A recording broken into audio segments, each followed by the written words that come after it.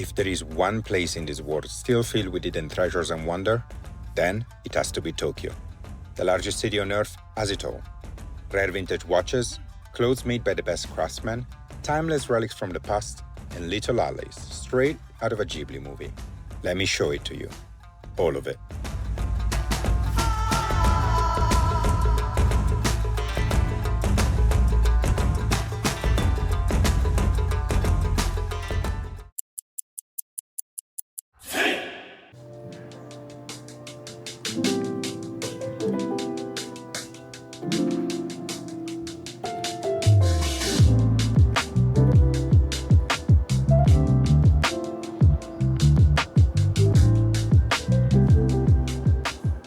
Alright, in this series, we have already gone to the two most famous watch spots in Tokyo, Nakano Broadway and Ginza, where we picked up two amazing vintage pieces.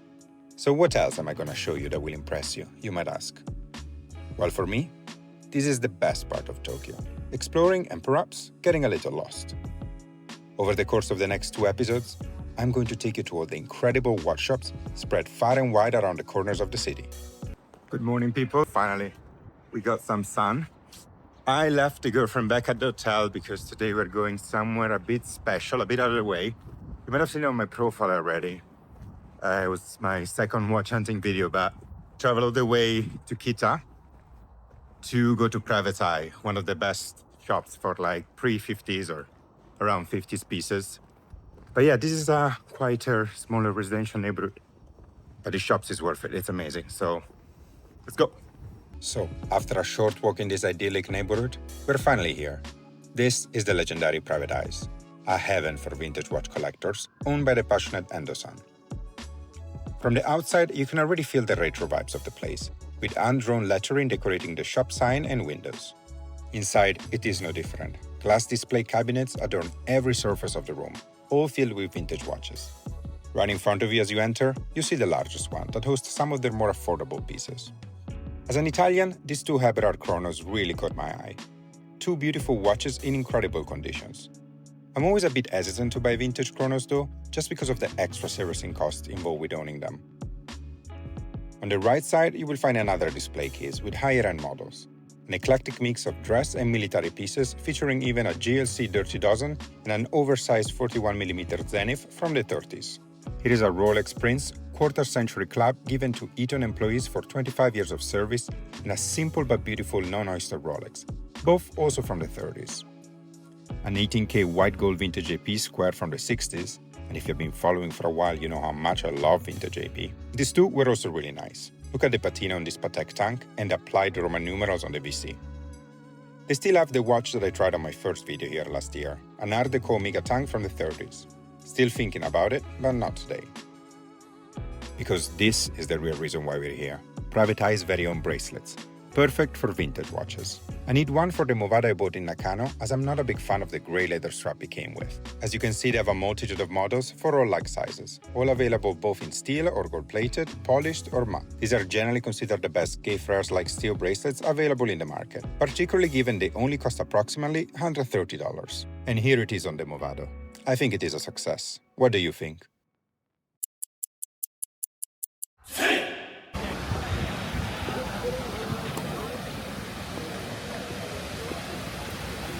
Good morning, Asian fans. It's a cloudy day here in Tokyo, but it was supposed to rain and it's not, so we'll take the win. A win is a win. Yes. A win is a win.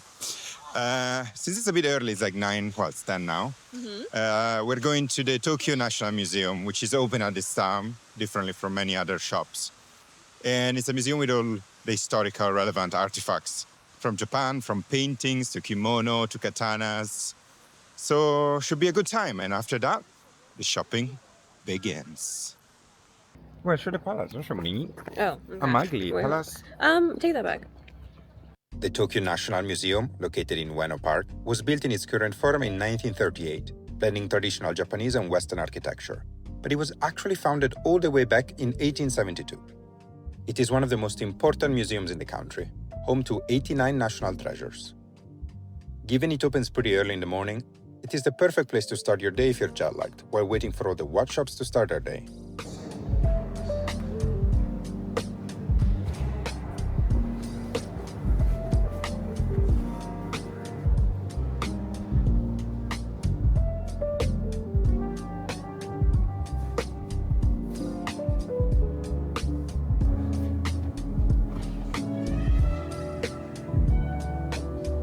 Next to Ueno Park, you will find Ueno, a neighborhood mostly famous for its salaryman-filled restaurants, but it is also one of the best areas in Tokyo to shop for high-quality Japanese clothes and watches. We're gonna hit up Hinoya first, then a leather jacket shop, and then, to your happiness, watches. Watches the whole damn day. Hinoya is probably the world's most famous denim store, with an incredible selection of the highest quality Japanese brands such as Oni, Big John, Sugarcane, and many more.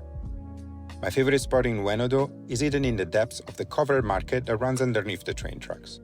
This is Kawa no Yakata, a not very well-known leather jacket store that stocks my favorite leather brand, Y2. One thing though, they almost never have my size, as I'm quite tall, and today is no different. Better luck next time. Now, back to watches.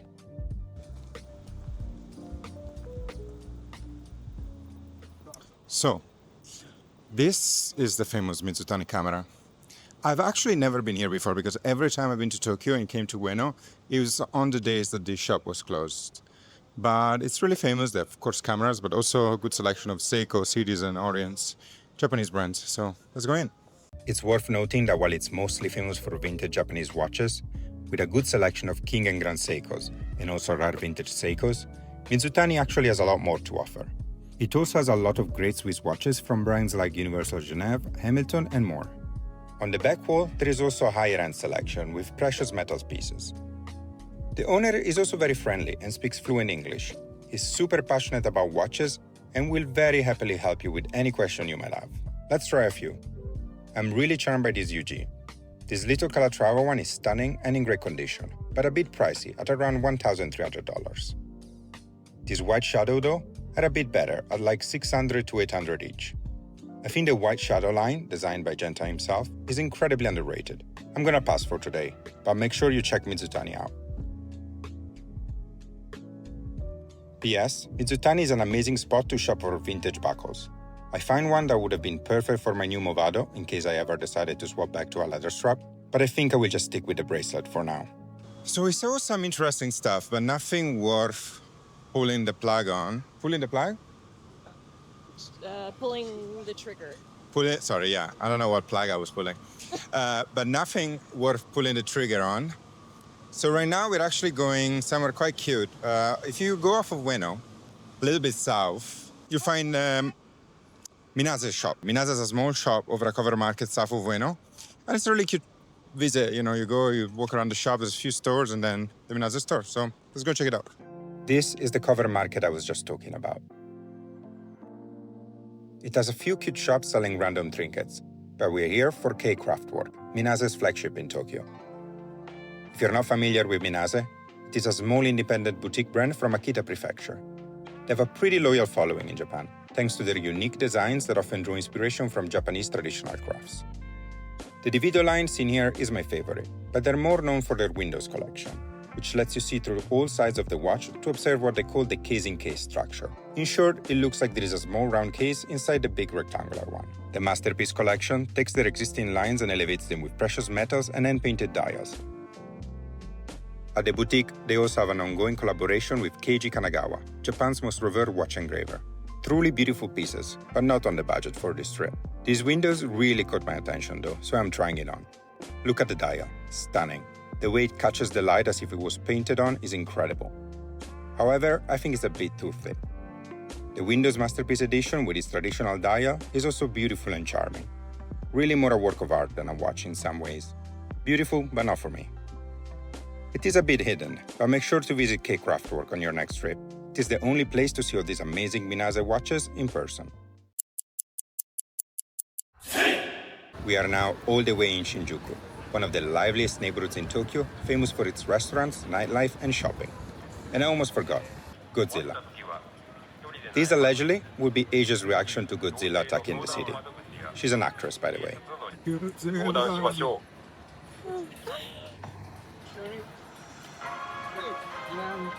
Really? That's how you would react if you saw Godzilla? Okay, watches. We are now heading to arguably like the place where I get the best finds, where I got my AP Cobra, and that is Ishida Best. So Ishida is like one of the big ADs here in Japan, and Ishida best vintage or whatever is their vintage arm. So you see like up here on the first floor, of all the big shops, Omega, Panerai, Piaget, and whatnot. But we take the back door and go straight to the vintage section. Let's go.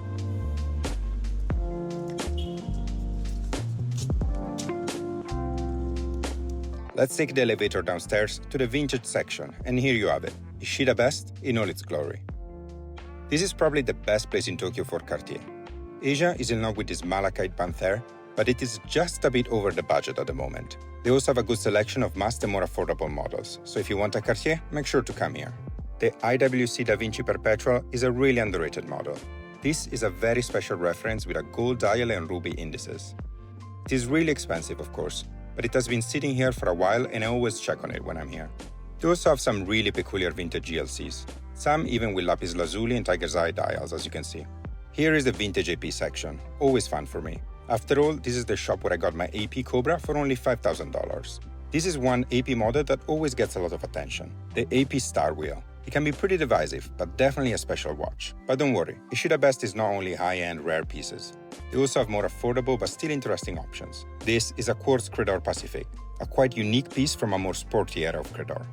Ishida Best is truly one of my favorite shops in Tokyo, and right in the middle of Shinjuku, which you're bound to visit anyway, so make sure to stop by.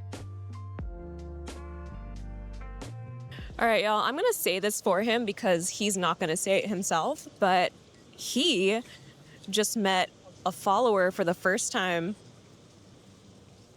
We were in a watch shop. Which one were we? Ishida Best. Ishida Best.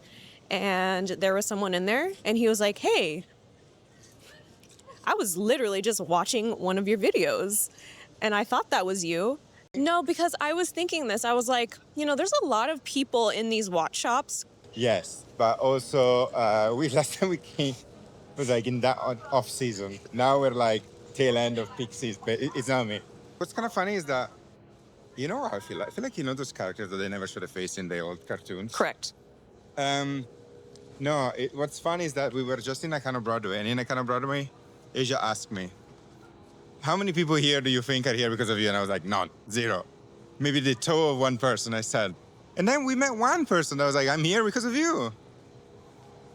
And like I said, the last 2 times we were here, none of these shops were as busy. That's all I'm saying. Crazy. That's all I'm saying. I think that take is crazy, but The influencer life comes naturally to people. You know, some people are just influencers, just influencing, you know? to be honest, I'm not really influencing. I feel like I'm not really an influencer besides the moniker of the term itself used for people on social media. But in like, I'm not really expressing my taste and conditioning and influencing people. I am more of an informant. I inform people of where to go and Influencing them where to go. I suppose so, but like I let them do the choice of what they want to buy. It's more like, hey, these are the places that have many good watches. Yeah, so influencing. Alberto Maria Bergo is booked out, so if you would like him to speak at your graduation, That's great. unfortunately, he's not available any longer. So I think I would give a sick graduation speech. what would you talk about? I don't wanna be French. I don't wanna be. All right, and thank you so much for watching that. Now we're off for a quick shopping spree at the Mega Donki in Shibuya. I'm sure you've heard about this place before, but it's a good place to get random trinkets to bring home, and why not, even a little snack. All right, see, look at this, y'all. They have so many different flavors. They have hojicha, they have matcha, they have blueberry cheesecake, they have sandwich flavor, Hokkaido azushi, and strawberry. What else do they got? Yeah, what is that? What is that? Maple? Oh, I don't know what that is. I don't know what that is. But look to it. I want to try this, whatever strawberry thing is. Oh, wait, not this one. I found something. This one. Wasabi flavor. Wasabi. I don't know if I want that. I definitely don't want that. You want that? No, it's okay. Asia particularly loves it here because she gets to buy all her favorite cosmetics for much cheaper than in the US. She promised me she's gonna be quick. 2 hours later. Okay, we're still here. Towel caps, why would you do that? Why would you do that? Stop it. Asia's viewers, you've been very naughty. Okay, now you're gonna break my camera, so let's relax. Let's relax. A short train ride away from Shibuya, you will find the idyllic Shimo Kitazawa, also known as Shimo Kita. This trendy neighborhood, filled with bars, restaurants, and vintage shops, has recently been crowned as one of the coolest neighborhoods in the world. You could say it is the hipster capital of Tokyo. There are no real watch shops here, but it's really nice. And we are at our last stop for the day, one of my secret watch spots. We're on the upper floor of United Arrows in Roppongi Hills, a luxurious shopping mall in the heart of the city. United Arrows is a famous multi-brand clothing store, but unknown to most in this specific location, they have some incredible watches for sale, like this beautiful Patek MVC Calatravas on the side and Patek cushion case in the middle. Or this stunning 18K yellow gold integrated bracelet Piaget. The one with the blue sunburst dial has been on my radar since my last visit. This other golden dial one is a bit dainty, but still beautiful. They also have an AP Disco Volante in yellow gold with a very clean silver dial. I love Disco Volantes, but they're pretty hot at the moment, so it's hard to find good bargains. This is a fun one. It's a Corum feather. Back in the 80s, Corum used bird feathers as dials, and these are the incredible results. And finally, a Piaget Lapis Lazuli. Beautiful and in great condition. I've never bought anything from this shop as it is a bit pricey, but I always make sure to check it out if I'm in the area. Tokyo is truly an amazing city, with always new things to do. Stay tuned for the next episode, where we will discover more hidden watch shops, explore beautiful neighborhoods, and even eat my favorite dish in Tokyo. Please remember to like and follow to help the channel, and watch out.